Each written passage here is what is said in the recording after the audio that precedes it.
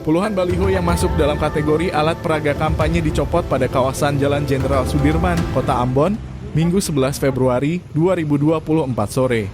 Pasalnya, saat ini sudah memasuki masa tenang pemilu 2024, sehingga tidak boleh lagi ada kegiatan yang mengarah pada aktivitas kampanye.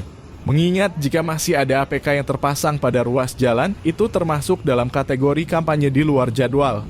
Anggota Bawaslu Provinsi Maluku Daim Bachora Hawarin mengatakan APK dan bahan kampanye pemilu harusnya sudah diturunkan pada 10 Februari 2024 pukul 24.00 waktu Indonesia Timur, tepatnya di hari terakhir masa tahapan kampanye. Dari Bawaslu sendiri juga sebelumnya sudah menyampaikan kepada para peserta pemilu melalui imbauan. Makanya hari ini kita langsung tindak bagi APK yang masih terpasang, tandasnya. Pantauan tribunambon.com di lokasi puluhan APK itu mulai ditertibkan dari kawasan turunan Jalan Batu Merah sampai ke depan pusat perbelanjaan Maluku City Mall Ambon.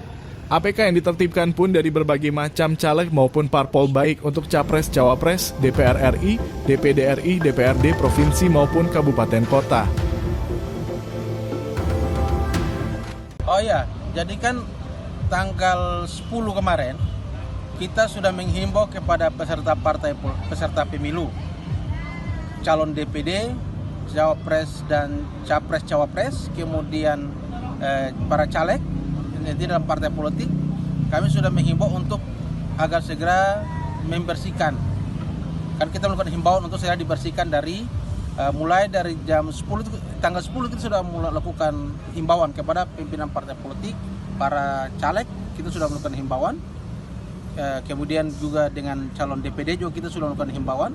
Nah, pada pukul 10 malam 00, tanggal 10 malam 00 itu tidak ada lagi APK tidak yang baik di jalan-jalan maupun di media sosial.